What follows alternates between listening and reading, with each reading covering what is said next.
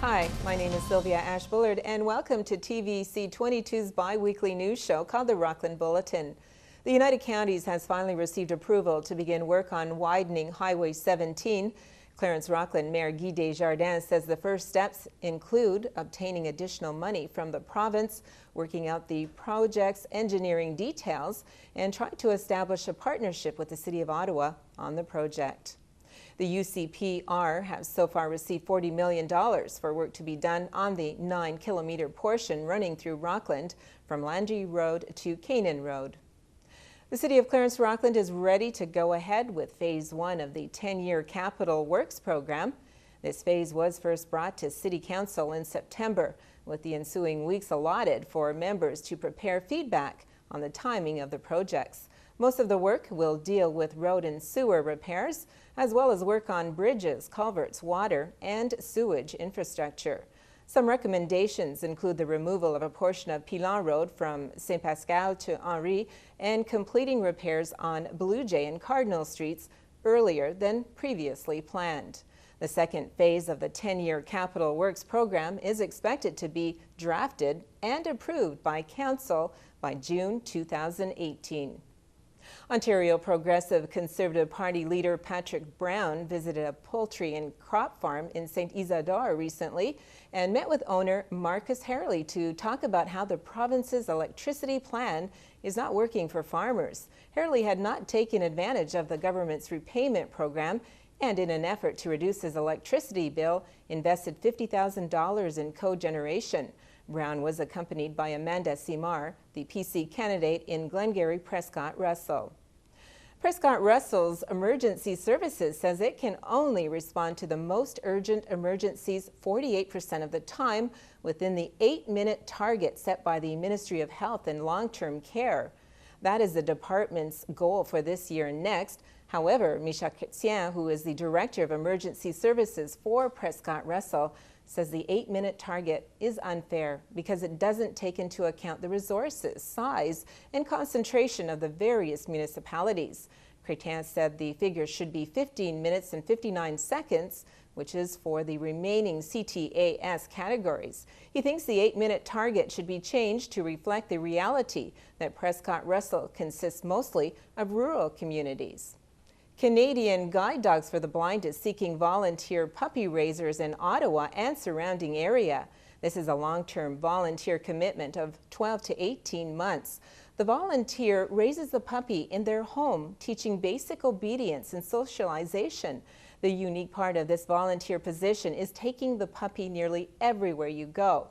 The main thing is that the pup not be left at home all alone all day.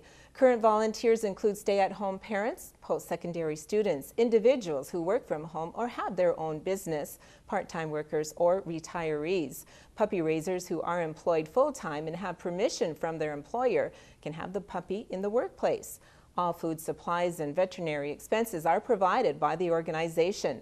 When the dog is ready to enter into formal training at the National Training Centre of Canadian Guide Dogs for the Blind, you must be prepared to give up the dog so that it may continue its journey to work as a guide dog. This voluntary opportunity could help play a role in changing someone's life. If you would like to learn more about the puppy raising program at Canadian Guide Dogs for the Blind, email info@guidedogs.ca or call 613-692-7777. Rockland veteran Mark Lapointe says it's okay to ask for help. He is a 25-year military veteran and founder of Odemius, which is a nonprofit organization that provides certified service dogs to servicemen and women who were injured in the line of duty. These injuries include mild traumatic brain injury, major depression, diabetes, seizures, and mobility and hearing impairment. Odemius provides service dogs to veterans, first responders, and war correspondents at no cost for the life of the dog or for as long as the person in question still needs help. For the rest of the public, meaning anyone else outside of the line of duty that needs a service dog for PTSD, they only pay the cost of the dog. All training and other service costs are incurred by Odemius.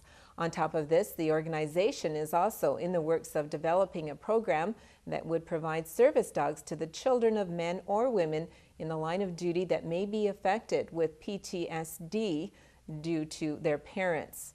ODIMI has held its first fundraising gala on Saturday, November 4th at the Ottawa Police Association Hall in Ottawa, with up to 150 people attending.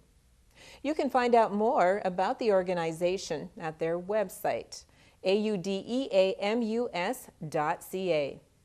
The mayors of the United Counties of Prescott-Russell are looking to reduce $100,000 in various memberships and considering dropping membership from the Federation of Canadian Municipalities and the Association Française de Municipalités de l'Ontario, which combined cost over $20,000.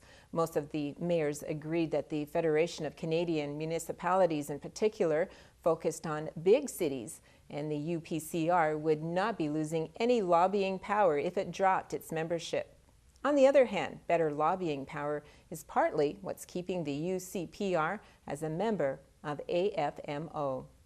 Clarence-Rockland Mayor Guy Desjardins says the tax rate hike in the United Counties of Prescott-Russell's budget for next year is still too high. Director of Finance for the counties, Julie Ménard, presented the mayors with a summary of revisions on October 25th. The suggested reductions would cost $734,000 from the expense side of the budget, bringing it down from about $43 million.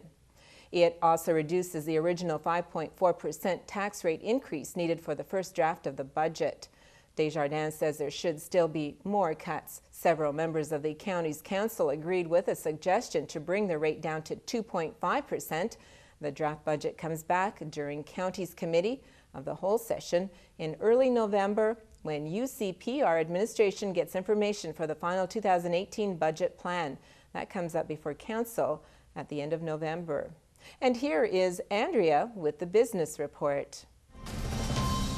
Welcome to Business Talk. I'm Andrea Delorme from the Clarence-Rockland Chamber of Commerce. Let me introduce you to Les Paniers de Chloé.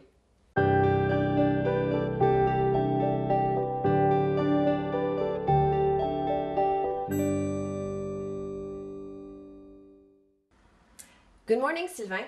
Tell me, who are the owners of Les Paniers de Chloé? I'm the main owner, so I own the business, but we also work as a team. So Geneviève Casey, my spouse, she does all the creative work with the baskets. She puts the final touch, so my clients are very happy with the final product. As a new company, what brought you to start Les Paniers de Chloé? These days, a lot of people buy online, so I decided to do an online store where people can buy gift baskets. And we had a friend from Sudbury who did that for 10 years, I believe. So the business is called Le Petit Panier. So we decided to ask her questions about running the business, and then we decided to give it a go in September.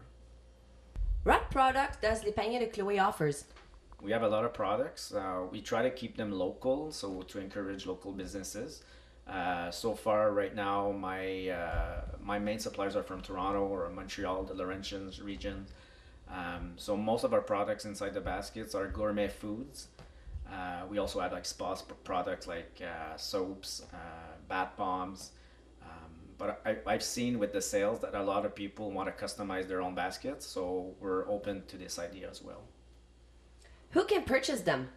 Anyone can purchase them. We have an online store on Shopify, so it's an easy platform to buy the products. And I also offer deliveries, so if you buy the product, I can bring the product or the basket to the client. Okay. Who are your main clients and where can they purchase it? My main clients, I would say, there's the personal clients, but there's also the business client, the corporate.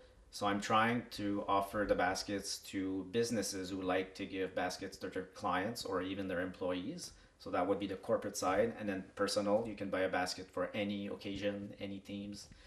And they can purchase the baskets on our website, lespaniersdechloe.ca. As a new business owner in Rockland, what do you want to bring to the population? I want to bring something different, different type of gifts. A lot of people like Father's Day, Mother's Day, Christmas, even a birthday. People don't know what to buy anymore, so I'm offering them a gourmet basket online, so it's easy to buy as well. So just a different products. Do you have upcoming events for at Clipagny de Chloé? For sure. We will be attending the Christmas Bazaar on November 18th, November 19th at Club Powers. But I'm also organizing, because I'm a little bit of an entrepreneur. So I'm organizing a Christmas market on November 26th at the Top Mod Depot. So come and join us at the Christmas market. What are your business hours? Always open. It's a website, so we're always open. Obviously, I'm not going to prepare a basket at 2 a.m., but always open to accept the orders on our website.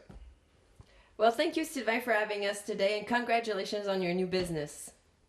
Thank you. This is Andrea Delorme for Business Talk. Thank you, Andrea.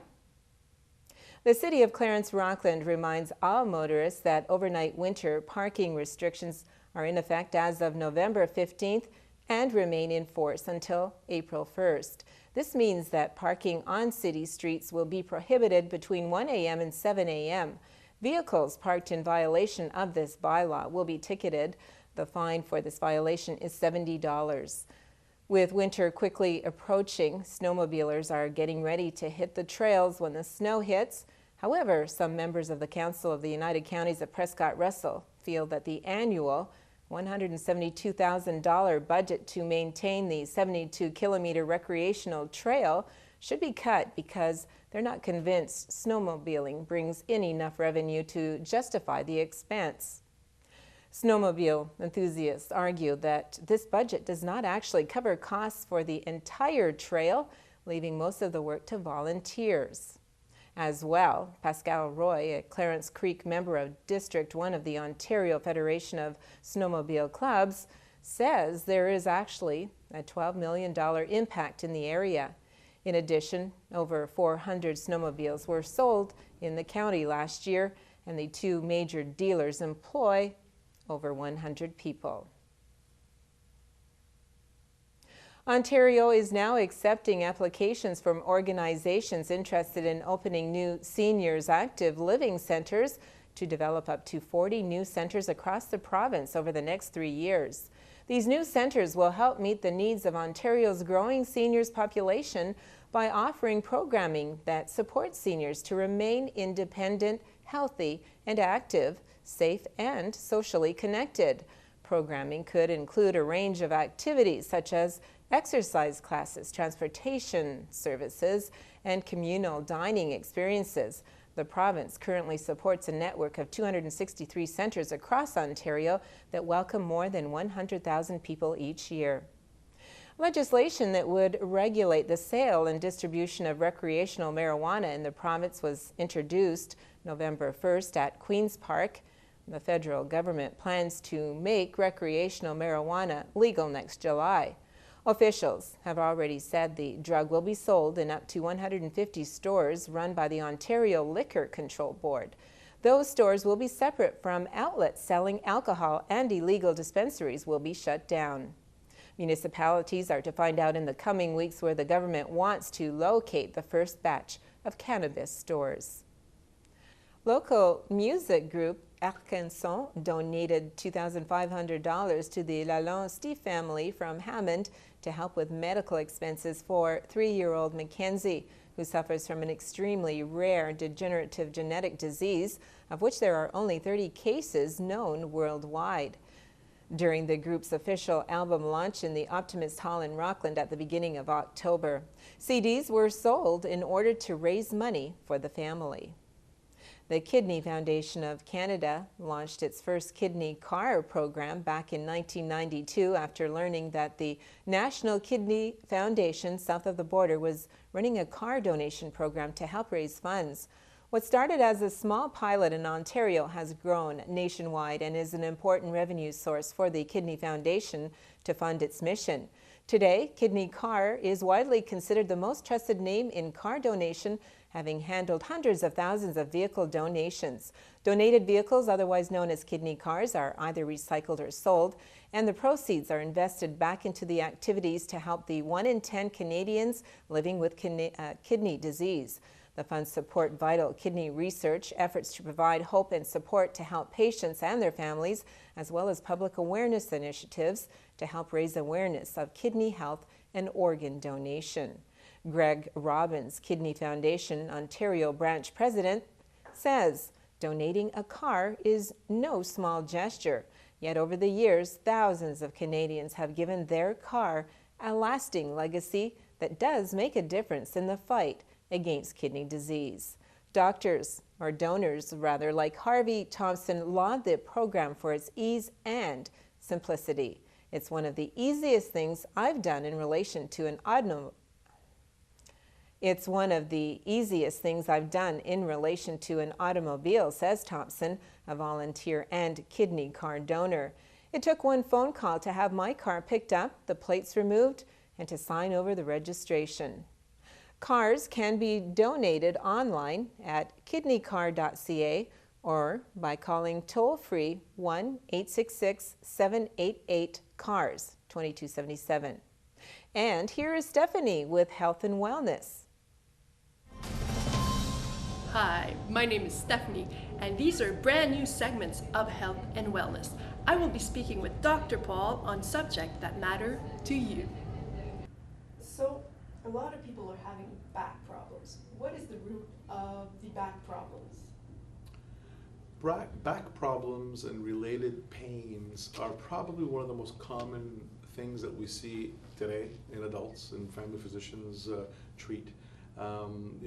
It's estimated that most people in their lifetime will have had a back problem, and the term back problem has to have several explanations. Obviously, it's pain in the back or in the back area, and we have what's called the lower, we have a spine that starts from the neck and it goes all the way down to the tailbone, and the spinal part, the part that's sort of in the lumbar and the stomach area and our back area, is the one that gets affected the most.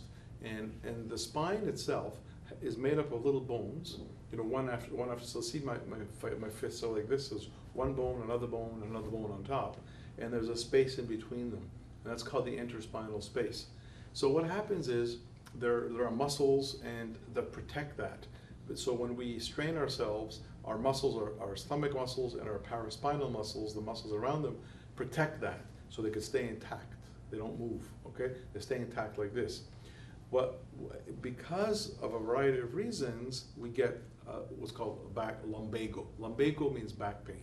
And lumbago could be from several things. Number one, you've pulled the muscles around it, so it's a muscle strain. And usually that's because you made a sudden movement or a crooked movement, and invariably you pull the muscle, and within a week or so it goes away, put a warm compresses, it goes away. Then you have what's called lumbar spine pain, or pain that's because the bones themselves have moved or have bulged. And because of this, what happens between the two bones, the spinal bones, and all the nerves come out, that area gets swollen, the interspinal space gets swollen, and that swelling presses on the nerves. So not only do you have back pain, but where the nerves go, you have pain. So if it's a lower back, the sciatic area, you get pain along the back of your hamstring and all the way down to your ankle. If it's the higher part of the spine that's affected, the lumbar area, it'll go down to the knees. It'll shoot down to the knees. So clinically, we can ask, when I see a patient that has a back pain, I ask them, where does the pain shoot, and so on. So that is a much more difficult thing to treat, because that requires bed rest, medications to make sure that the swelling goes away. However, in the old days we used to say stay in bed all the time, but now we're saying the quicker you get up, the better it is. But the bottom line is that people are saying, why? Who's at risk for back pain? Well, the problem is that overweight and obesity rates are high. Overweight causes spinal damage, old age. As we get older, the spaces between those two bones gets irritated, gets less, gets eroded. It's osteoarthritic changes. So then the nerves there get more sensitive. And then when we're sitting down a lot, not walking, not exercising, we lose the muscle tone, the abdominal muscle tone, and the muscle tone around the muscles that protect the spine from being pulled. And so those are the things that we kind of look at. So how do you prevent it? How do you prevent it in the first place? Number one, you need to have good posture, obviously. You need not to be slouched over. You need to walk a lot. Walking, get a dog, walk an hour a day. You'll see it makes a difference. It really makes a difference. There are some exercises you can do to increase your abdominal muscles, sit-ups and so on, and you can speak to your doctor or physiotherapist, and they'll give you tapered ones for yourself. And some other very important things to do as well. When winter comes, people go and shovel and get a high rate of back pain, because you know what happens? When you're lifting something up, your spine is okay. Okay, but when you're twisted and lifting it, that puts a lot of strain on it. So when you're lifting things up, you should lift things up straight, adjacent. So there's a box in front of me. I will go down with my knees. I bend down. I don't bend forward. I bend my knees. I go down like a catcher, get the thing and go up. So I can use my hips and my thighs to help me lift the thing. In addition, I don't twist it. I do it straight. That's very important for you to do. So know your limitations, and also, obviously, those exercises will help. If you get a back problem, then the first couple of days you put cold compresses, and the next couple of days you put warm compresses. But it depends on the extent of the injury, but it's a very common thing, but it can be prevented by regular exercises and just walking and keeping your weight down. Thank you, Stephanie. Make that Christmas card extra special by creating your own cards with the Rockland branch of the Clarence-Rockland Public Library, which is holding a Christmas card workshop on Wednesday, November 15th from 6:30 p.m. to 8 p.m. For information, call 613-446-5680. Santa Claus returns to Clarence-Rockland for the annual Christmas Parade of Lights on Sunday, November 26th, beginning at 4:30 p.m. The parade route remains the same, beginning from Heritage, traveling down Laurier Street, and concluding at the Knights of Columbus Hall for a community spaghetti supper. Businesses and associations have until Friday, November 10th to register, as space is limited. For more information, contact Martin Irwin at 613-446-6022, extension 2298. I'm Sylvia Ash Bullard with the Rockland Bulletin.